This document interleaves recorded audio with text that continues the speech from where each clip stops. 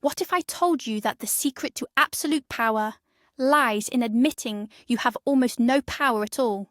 This sounds like a contradiction, and it is precisely why 99% of men fail to achieve true emotional freedom. They spend their lives fighting battles they were never meant to win. They exhaust their energy trying to control the uncontrollable. They react, they rage, and they break against the hard realities of the world. Today, we are not talking about ancient philosophy. We are not reading quotes from dusty books. We are decoding the single most powerful operational rule of the Stoics, a mental model that separates the man who commands his reality from the man who is a slave to it. This isn't for everyone. It requires a level of intellectual honesty that is rare. It demands that you look at your life, at your frustrations, and take radical responsibility. But if you are ready, you will leave this video with a tool that makes you virtually immune to external chaos. So, I have one question for you. What is the one thing that stole your peace this week? A person, an event, a piece of news? Write it in the comments below. By the end of this hour, you will understand with absolute clarity why it never had to. Look around you. The modern world is an engine of reaction.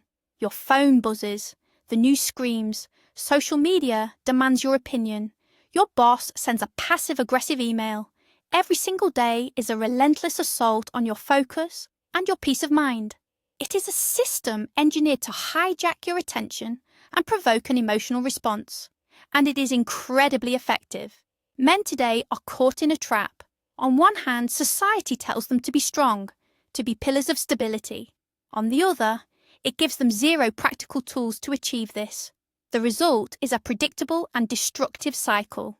Men either suppress their emotions, pretending they don't exist until they inevitably explode in a destructive way, or they react to every stimulus, appearing weak, unpredictable, and emotionally volatile. Both paths lead to the same place, a life of quiet desperation, lived at the mercy of external events. Think about that feeling of frustration. The anger that boils up when someone cuts you off in traffic, the anxiety you feel when the stock market dips, the sting of an unfair criticism. It's a feeling of powerlessness, a sense that your inner state, your peace, is a puppet, and the world is pulling the strings. This is the default human condition. But a select few have learned to cut those strings. They have learned to operate by a different set of rules. The single most powerful Stoic rule. Let's cut directly to the core. The entire operational system of Stoicism, the engine that generates resilience and peace, can be distilled into one simple, yet profoundly difficult concept: the dichotomy of control. This is the great separation, the act of drawing a clean, hard line in the sand of your reality. On one side of that line are the things you can control. On the other side are the things you cannot. 99% of human anxiety, anger, and frustration comes from a failure to recognize and honor this line. The average man lives his life in a state of confusion. He pours his precious, finite energy into trying to change things that are completely, fundamentally outside of his power. He fights the wind, he yells at the rain, and he wonders why he is so tired and defeated. The man who understands this rule, the Stoic man, does the opposite. He ruthlessly ignores what he cannot change. He focuses 100% of his power and attention on the very small domain that is his to command. This is not a philosophy. This is a strategy. The sea of chaos. What you cannot control. So what exactly is on the other side of that line? Let's be brutally clear. You cannot control other people. You cannot control their opinions, their actions, their feelings, or their choices. You can influence them perhaps, but you cannot control them. Trying to do so is the definition of insanity. You cannot control the economy. You cannot control the weather. You cannot control traffic. You cannot control aging or sickness or the ultimate fact of your own mortality. You cannot, under any circumstances, control the past. It is sealed. It is done. Every second you spend in regret is a second of your life force that you have willingly sacrificed for nothing. This list is vast. In fact, almost everything in the universe falls into this category. The world is a sea of chaos. It is random, unpredictable, and completely indifferent to your desires. The average man tries to command this sea. He tries to calm the waves with his anger and his worry. The wise man understands this is a fool's errand. He accepts the nature of the sea and instead focuses on his ship. Your kingdom, the citadel of your mind. If the outside world is a chaotic sea, then what is your ship? What is the small domain that you command with absolute authority? The Stoics identified this with surgical precision. You control your thoughts. You control your judgments, you control your choices, you control your responses, you control the effort you put forth, you control the character you choose to build. That is it. That is the entire kingdom. It may seem small, but it is everything. An external event happens. That is outside your control. But the story you tell yourself about that event, that is 100% yours. The meaning you assign to it, entirely your creation.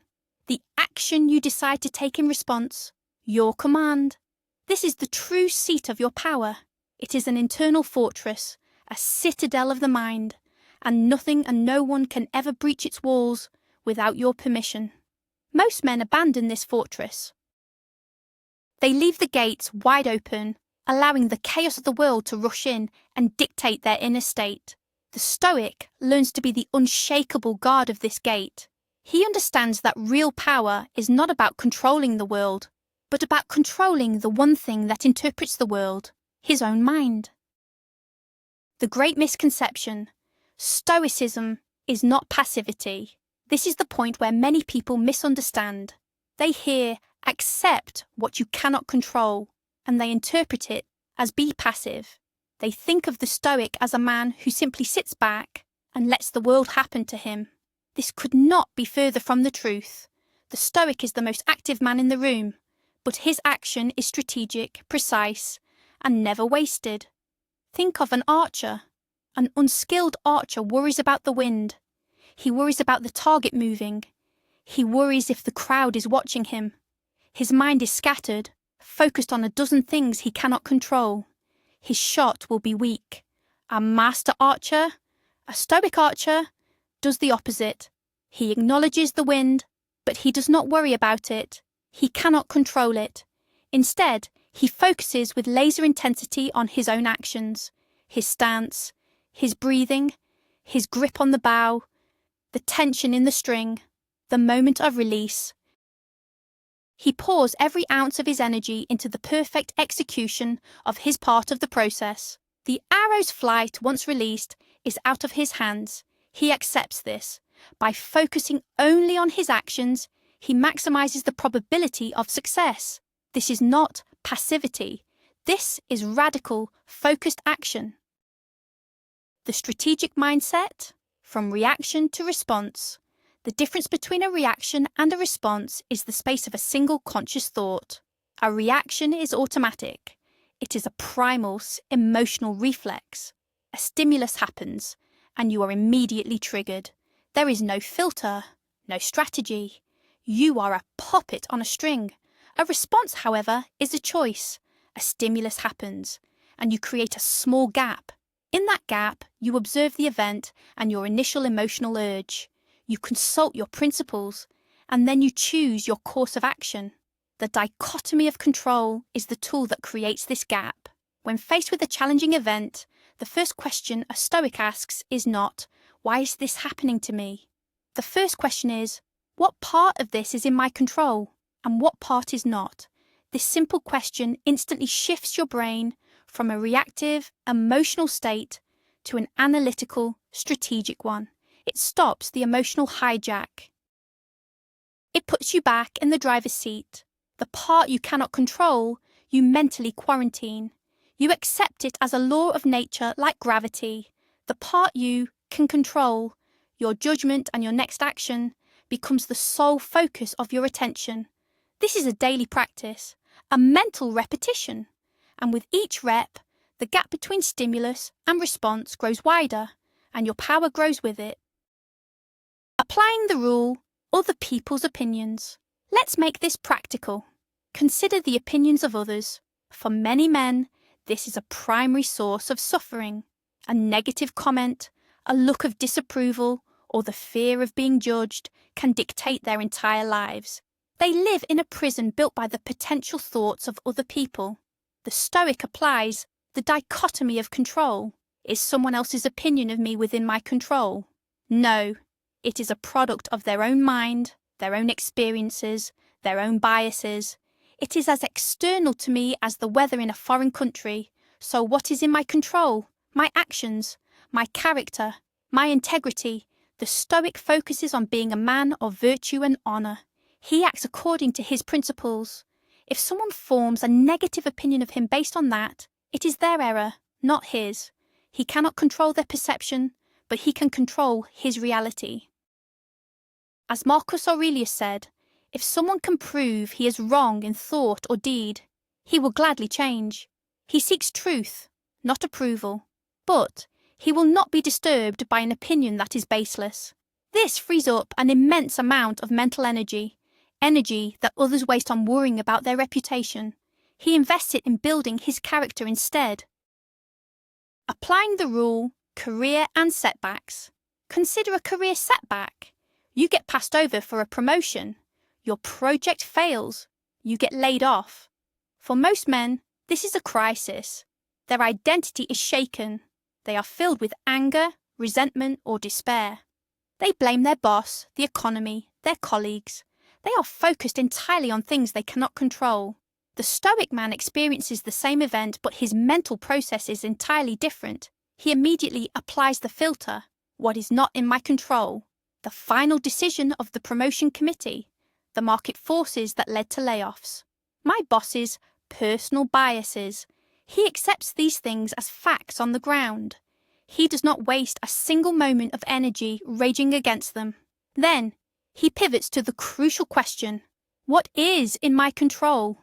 My effort in the next project, the skills I can learn from this failure, the way I treat my colleagues today, my response to this adversity, my plan to find a new, better opportunity. He sees the setback not as an identity-crushing defeat, but as a new set of variables to which he must apply his will and his reason. He transforms a moment of victimhood into a moment of action. This is what it means to be emotionally resilient. It's not about not feeling disappointment. It's about not letting that disappointment dictate your next move. The power of negative visualization. The Stoics had a powerful tool to train this mindset, a practice called premeditatio malorum, or the premeditation of evils.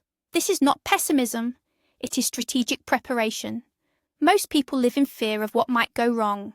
They try not to think about it. The Stoic does the opposite. In a calm state, he actively visualizes things going wrong. He imagines losing his job. He imagines a trusted friend betraying him. He imagines facing a health crisis. He does this not to create anxiety, but to rehearse his response. For each scenario, he asks the question, what would be in my control? What would not? He mentally separates the two. He can't control the event itself, but he can control his response. He can control his dignity. He can control his search for a solution. He can control his refusal to despair. By doing this regularly, he strips these events of their power to shock him. When adversity does strike in reality, it is not a terrifying surprise. It is a scenario he has already mentally wargamed. He has a plan. While others are panicking, he is executing his strategy. This practice turns anxiety from a crippling emotion into a strategic tool for building invulnerability. Your judgments create your reality. Shakespeare wrote, "There is nothing either good or bad, but thinking makes it so." This is pure Stoicism. The Stoics understood that events themselves are neutral. They are just facts. It is our judgment, our assent to a belief about the event that causes our suffering. Rain is not bad. It is just water falling from the sky.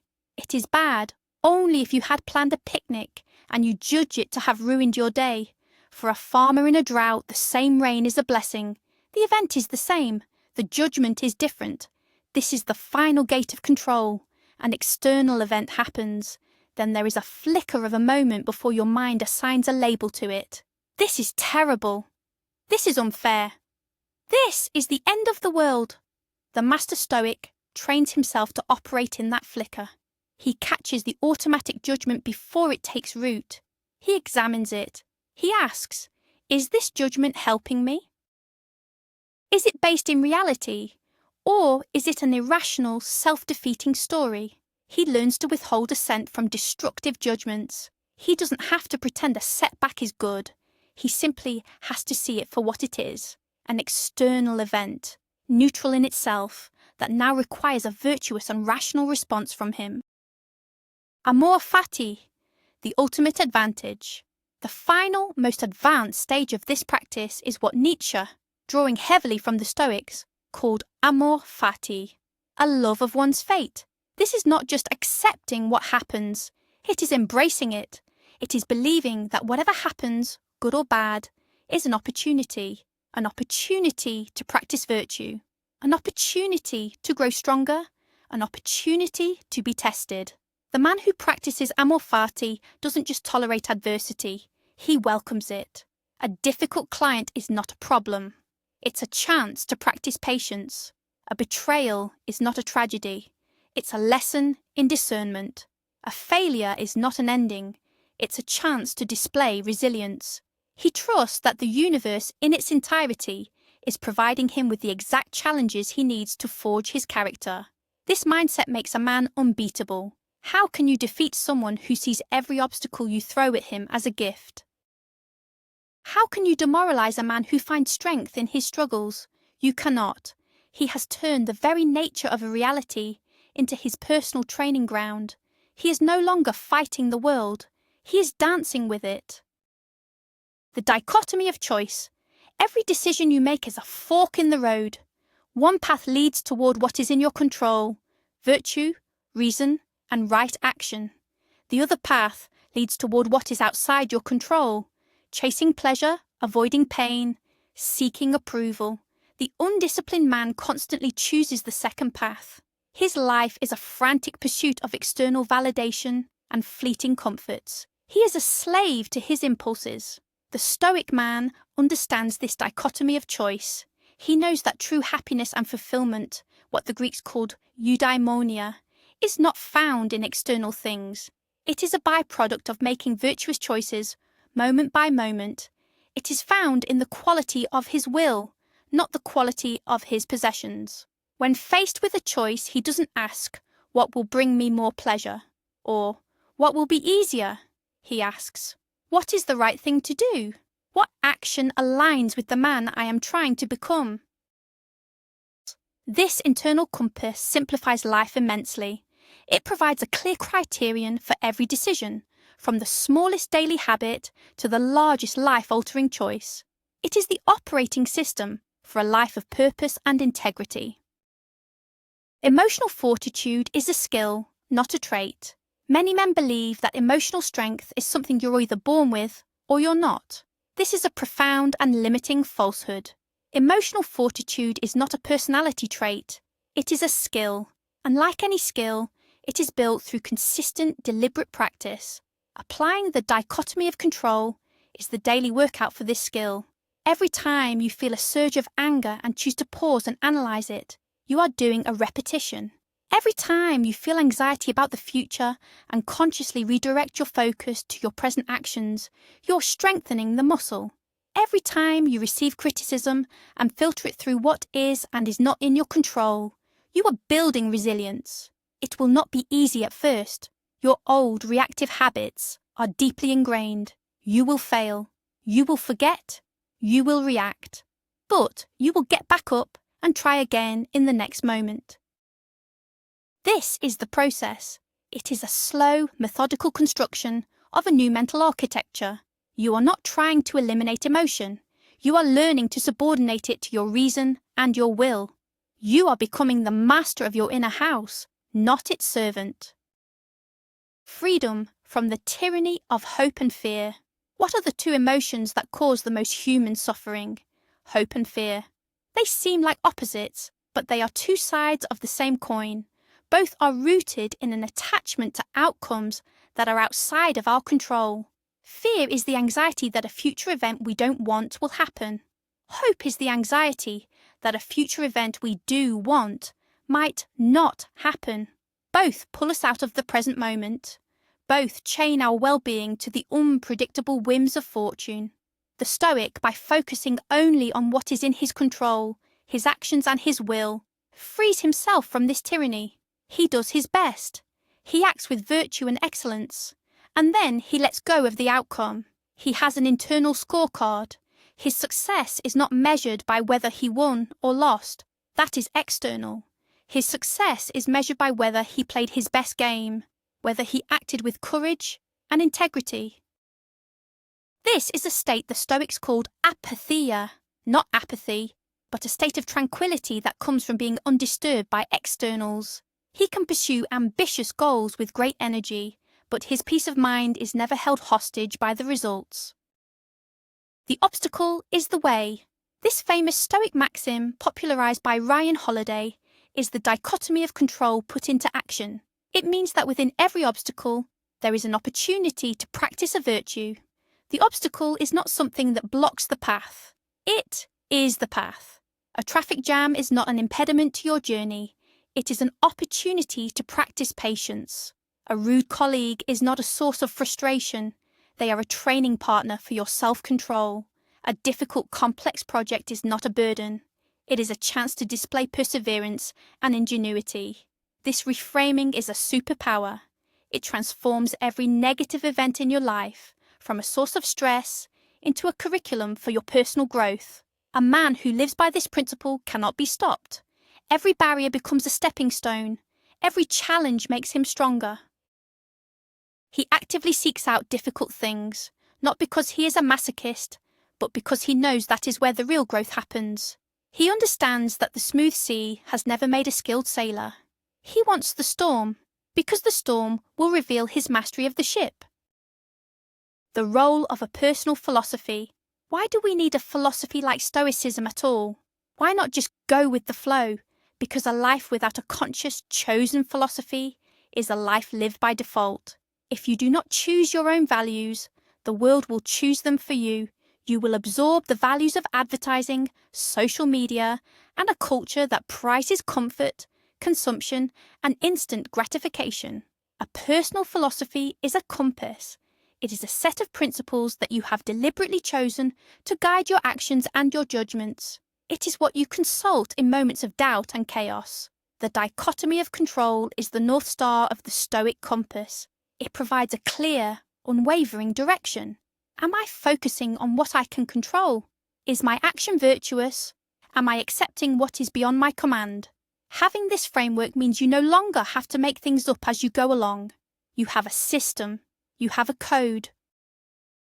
This is what gives a man a sense of inner coherence and strength. He knows who he is and what he stands for, regardless of the changing winds of circumstance. Action, not just contemplation. It is easy to listen to these ideas and nod in agreement. It is easy to feel intelligent and inspired. But knowledge that is not applied is useless. It is shelf-help, not self-help. Stoicism is a philosophy of action. It is meant to be lived, to be practiced in the trenches of daily life. The real test is not in the quiet of your study, but in the chaos of the world. The test comes when you are insulted. The test comes when you fail. The test comes when you are afraid. That is when you must remember the line.